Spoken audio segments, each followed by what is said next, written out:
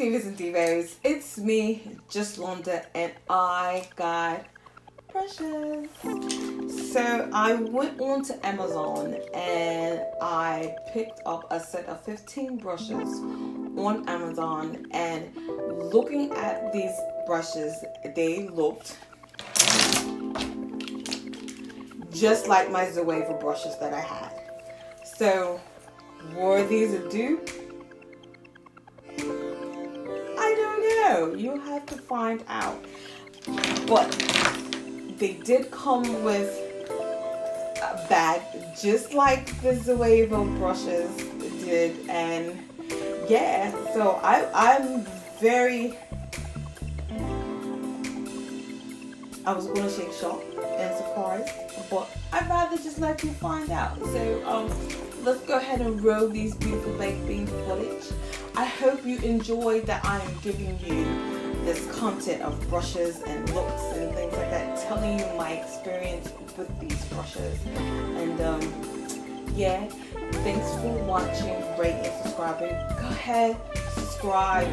I love that y'all are talking to me. I love that y'all like watching that talk series, and I'm blabbing, but again, let's roll that beautiful baked bean footage.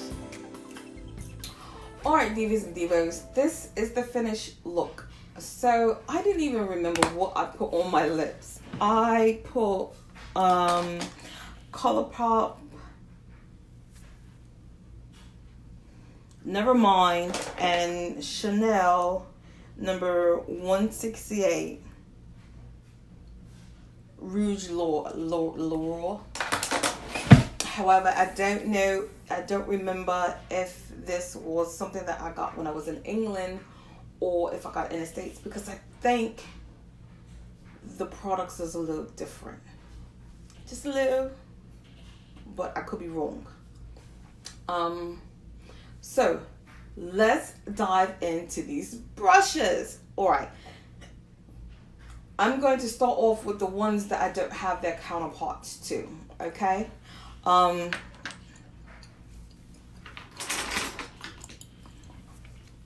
So the ones that I don't have a counterpart to is the dual fiber brush. On Amazon, I believe this is a stippling foundation brush. But I've gotten out of the movement using a stippling brush for foundation. So I did like it when I first used it. The first time I used this for powdering my face. I like it for that. Today I use it for putting it on my blush. I like it for that as well.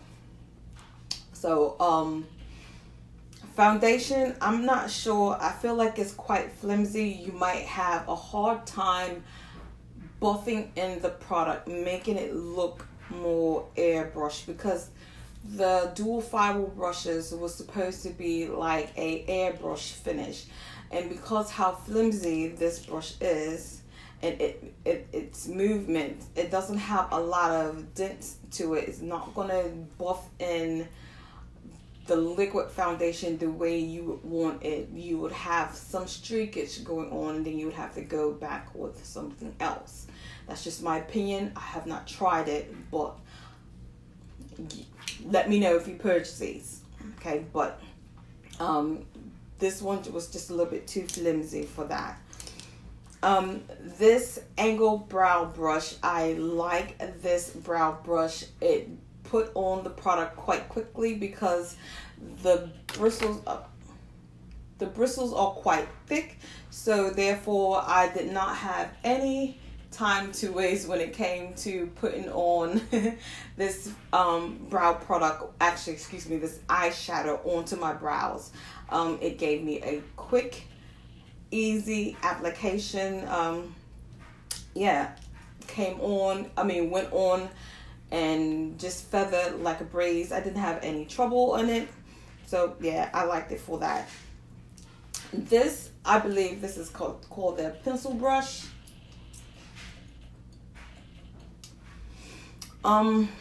I use this brush for under my eye. It is soft enough to be underneath my lash line, so therefore I went ahead and used it. I like it. This will definitely go into my other stuff that I got going on over there. So yeah, underneath my eyes, it laid down the product. It was soft. I didn't feel any tugging or anything.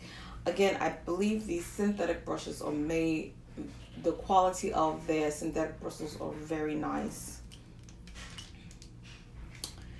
The only disappointment, and I knew this was going to be a disappointment, looking at the shape of this brush, how lack of density it is. None of these, and I didn't mention, none of these brushes are weighted. Like, all these brushes are quite flimsy. And the fibers on this, had this been maybe a little bit stiffer and a little bit more, had this been a little bit more stiffer, I think it would have worked better for me. But as you noticed, when I was putting on the contour, it was like flopping everywhere. And it is floppy. It is soft. It is floppy. Okay. It did blend out my powder product. I'm not sure how well it might do with a cream or a liquid contour product, because it's quite flimsy, and you want something that's going to be able to move into buff and things like that. It did it with a powder, but I just don't think that it's going to work as well as you want it to work with a cream or a liquid contour. Just my opinion, right?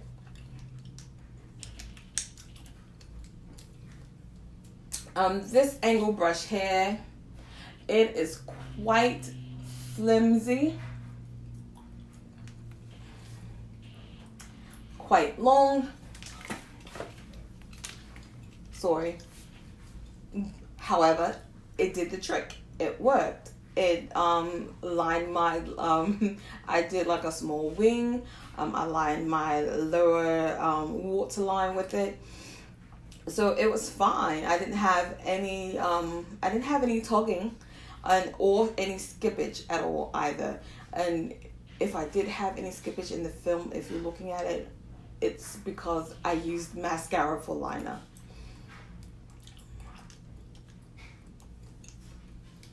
This was considered their angle contour brush. Looks like this here.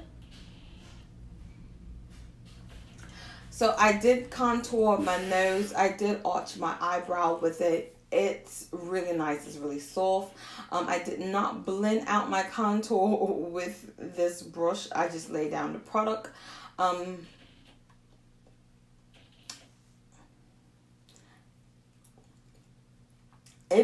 I didn't give it a shot to blend it out, because I just felt like it wasn't going to perform the way I wanted to, the way I would want it to perform as far as a nose contour. So I'm not going to set the brush up for failure.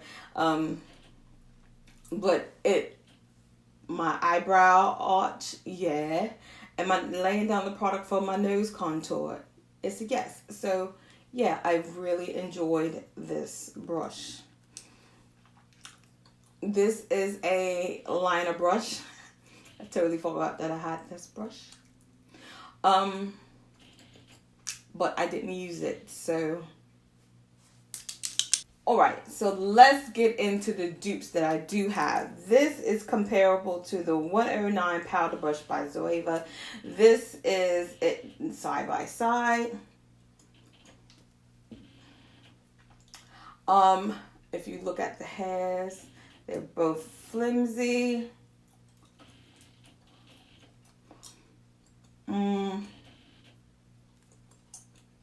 If you look at the density, it looks really good. It looks quite similar.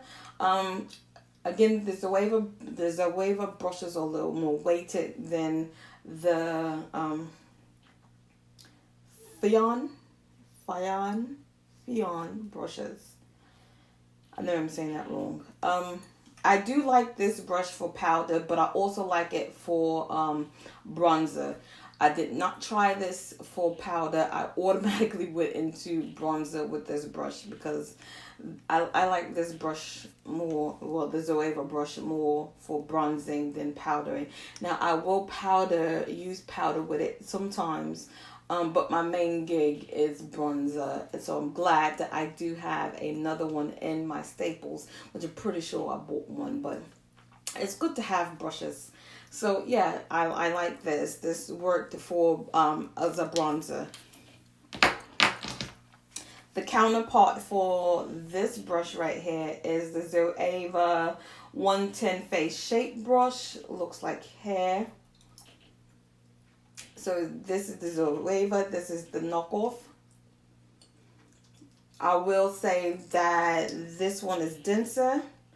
This one is stiffer. This is the Zoeva brush, and this one is a little bit more flimsy. Now, I've never used this for contouring. I always use this for underneath my eye for liquid concealer or cream concealer. So I did use this for liquid concealer. It did not have any issues. It was soft. So I enjoyed this for underneath my eyes. This is a good counterpart. It's a good dupe. So far these dupes are nice. Again, the Zoeva one is quite stiffer, but these brushes are, this is the Zoeva brush. These brushes are really nice though. And this is the knockoff, and I can feel the difference in the quality. However, they're both equally soft. Got it? Alright, so this counterpart is 142 Concealer Buffer Brush, and this is the knockoff.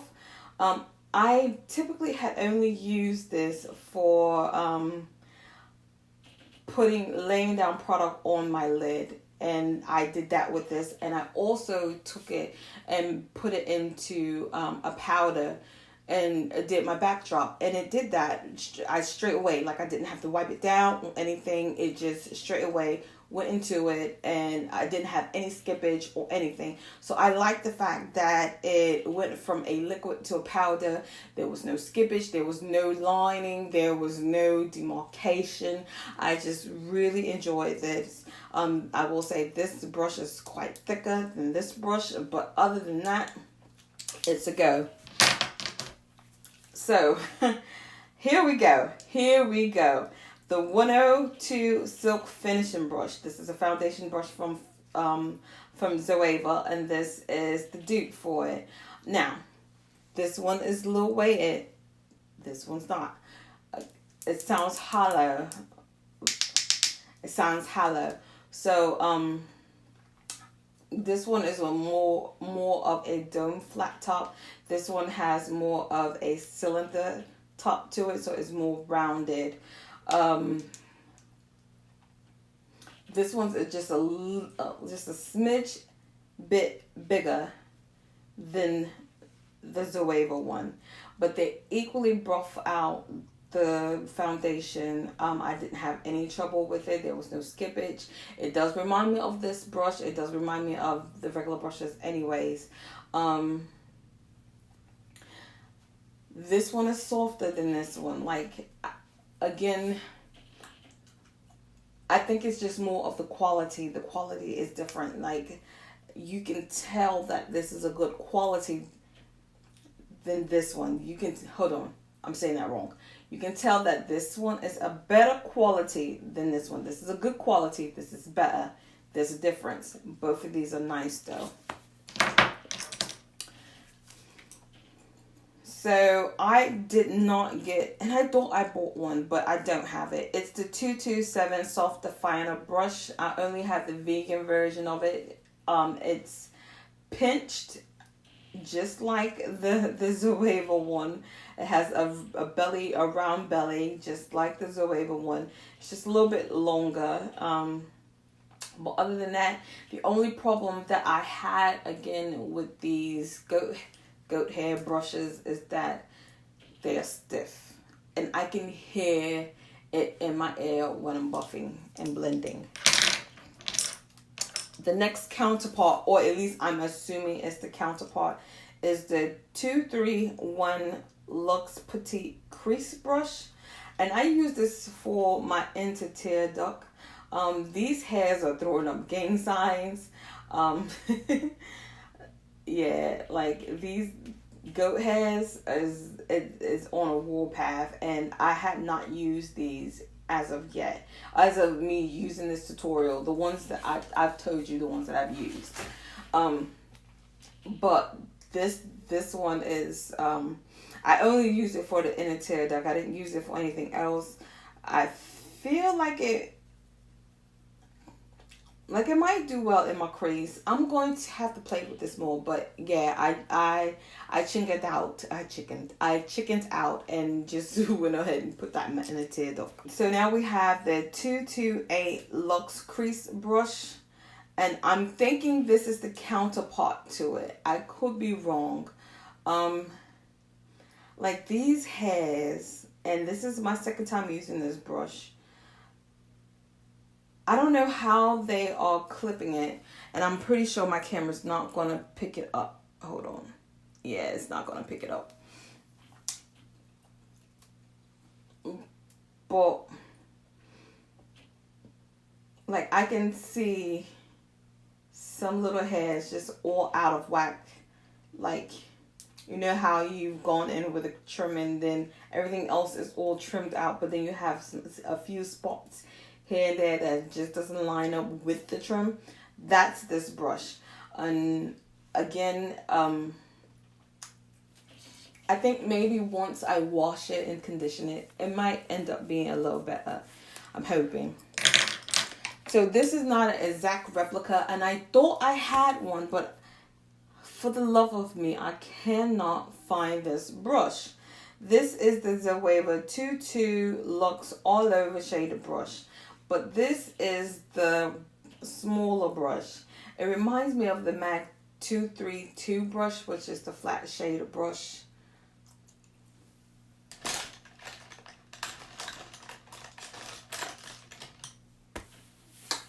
Which I can't find right now. I don't know where is that.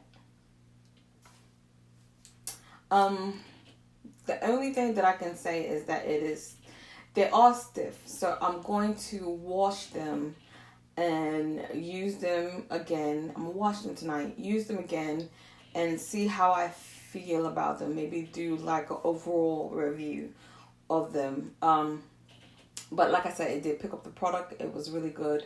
But this reminds me more of a 232 brush from MAC than anything. So yeah, Divas and Divos, I know I took up loads of your time, but I hope you enjoyed this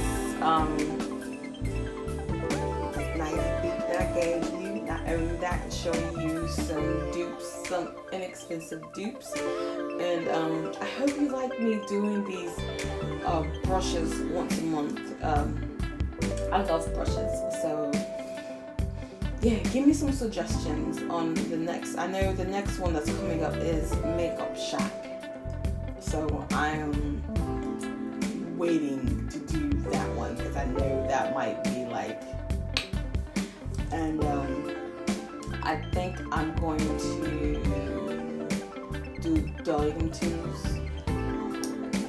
I know I got some dulling tools, but I want to do the new ones, so we'll see about that. So yeah, thanks for watching,